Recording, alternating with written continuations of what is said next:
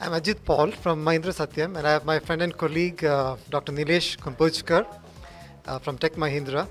So we are the IT arm of the Mahindra Group. And thank you for this opportunity to share on a very interesting and important topic, innovation on the cloud services. So what we basically have looked at, right from a thought leadership angle all the way up to a product, is a counterintuitive model to accelerating cloud computing adoption by SMEs.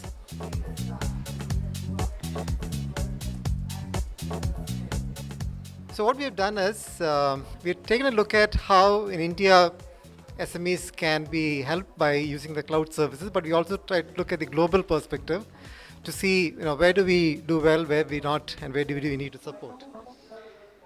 So as you see here, the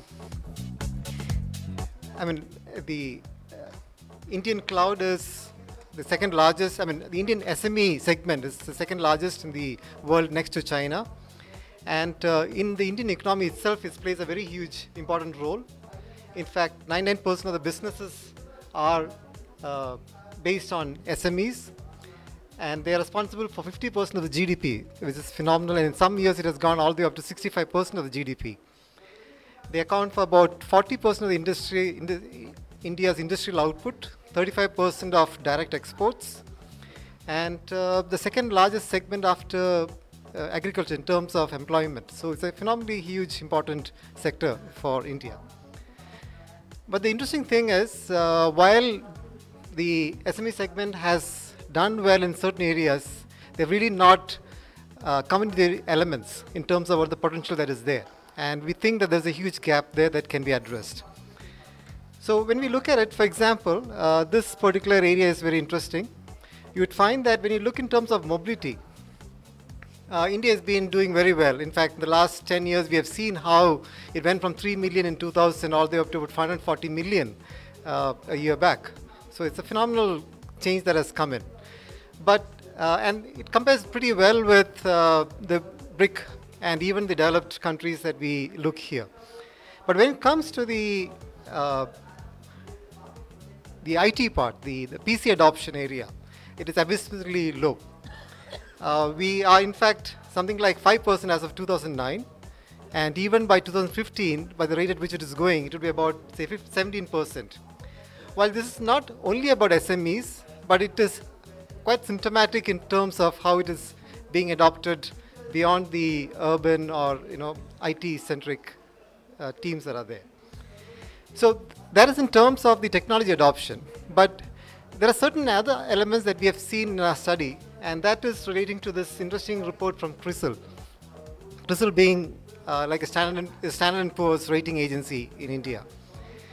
What has come out is that in comparison to the large segment, the SMEs have a good interest coverage. Their gearing, financial gearing is pretty good. We normally think that they have a huge capital problem and hence much of their profitability and other issues are stemming from that. But what CRISIL has found is it's not really so. They are reasonably well there, but there's a huge difference in the profitability that you see here. Well, SME is a two largest segment and they go across many different domains. So it's not very right to generalize across, but you do find that the top quartile, the profitability is much better, but still not anywhere near what they are counterparts in the large enterprises, but huge issues when you come into the third quartile, right? And the element that CRISIL came out was that it is not financial issues, but there is competition in other parts that needs to be addressed, and that's an area where ICT can play an important role. So we'll take a look at how it could be brought in.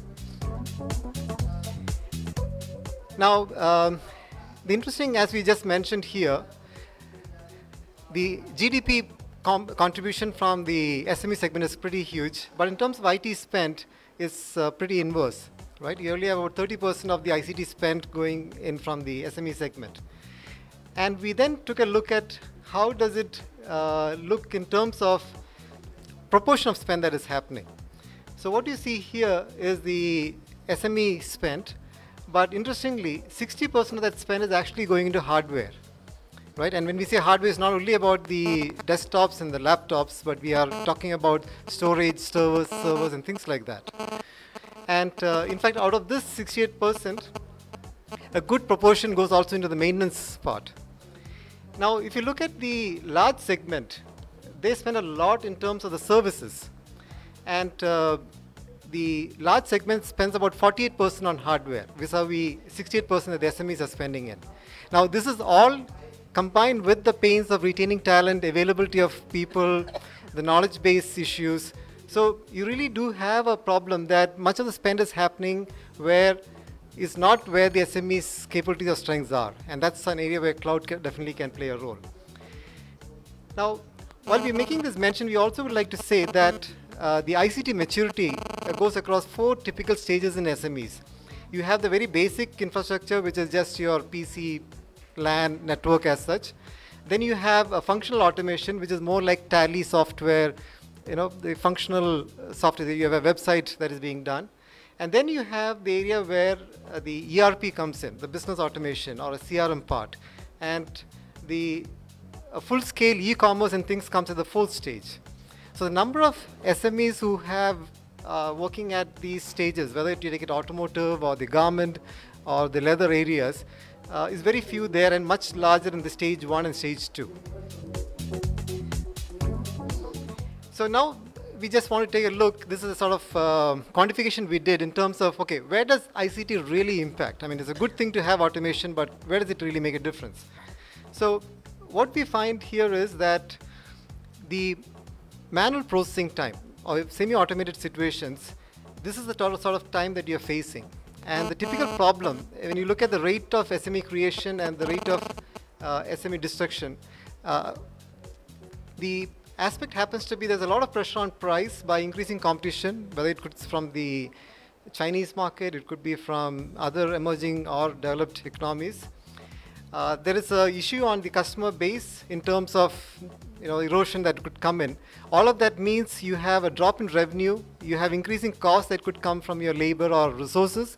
So effectively, your profitability is really at an issue, right? And if you look at in terms of the time that is taken for different elements like accounts, receivable management, or your bank statement things, there are huge differences.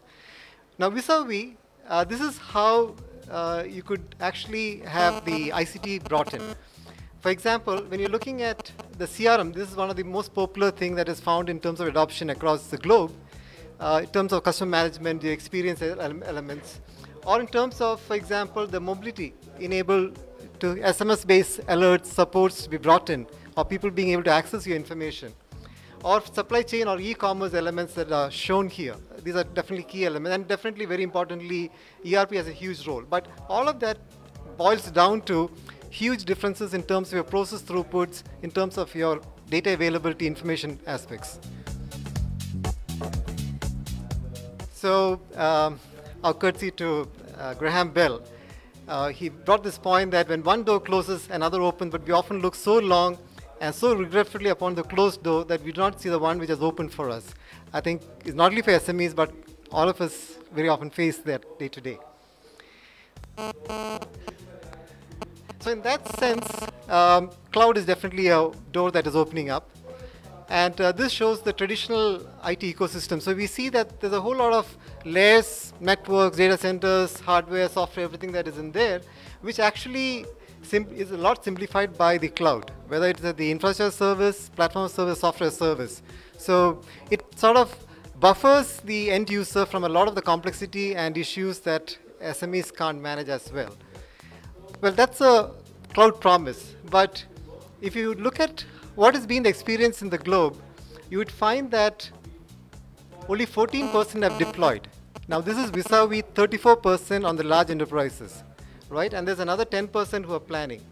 So the big question is the Indian SMEs going to have another missed bus in cloud as it had in the last 10 years on the ICT area? Yes, mobility did help, but how do we address that? So for this, what we did is, we think that there's a counterintuitive model that needs to be looked at. For example, when distributed technologies come, it's a mental model that often takes time to catch up. And we find not only for SMEs, that's a thing in our day-to-day as well as other enterprises.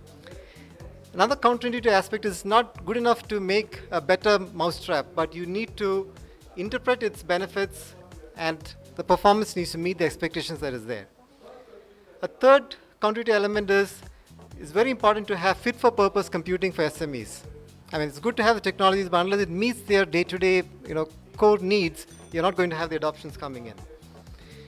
And the fourth one is managing data is more like a new currency. I mean, it is not just about only information. So there's a lot of importance coming in. So in this element, we're looking at the models in practice. This is one area, it's called Telecom in a Box innovation, which in fact Dr. Nilesh and team spearheaded a lot of the action. What it does is it brings a lot of the industry best practices, specific service provider requirements. It looks at the ETOM methodology, which is, and the TAM elements, and they bring in. The fundamental strength is that it integrates all the key elements of the BSS and the OSS, that the operation and the business support systems, so that it is much faster to deploy. So the pre-integrated business process is a key area. In fact, when this was introduced, the whole focus was initially on Tier 3 and Tier 4. But we have seen a lot of interest coming from Tier 2 in South Africa and the Middle East. In terms of its, in fact, it is operational in the Middle East in a Tier 2 also. Now this gives a view in terms of how it saves on timelines. Like for example, for a Tier 2 that was done in India, we found that the time taken was about 18 months to deploy. Whereas in a telecom in a box model, you can go within 4 months to deploy. It is integrated at the lower levels. It is not multi-tenancy at the CRM level. So you have a lot of privacy also that comes in. This is another part of our Cloud Lab innovation. Cloud Lab is the aspect we have for innovating on cloud services. This is relating to IP on the BI platform. Now, one of the biggest problems that SMEs have is when they do this automation, there's a lot of data. But now, how do I weave them up, get the models, get the frameworks, get my decision making? Now, that's a huge process. So this particular SaaS solution actually is available across different domains. In fact, this gives a view of the different reports that are ready to generate. You can sit on a Pendaho open source system or a Hyperion or a Cognos and then do these weaving, sorry. So I know there's a lot of detail out here, but so this is sort of report that come in. You can see that this is the assets actual versus budget monitoring that you can get ready to go. I'm sorry about the markings there, but this in terms of balance sheet quick results that could come in, the P&L data that could be brought in, even up to graphical one. These are just some views in terms of some of the capabilities that are there. Nilesh, would you like to add in? Cloud, thanks Ajit. Cloud performance is one of the impediments currently that is being faced by all the cloud adapters.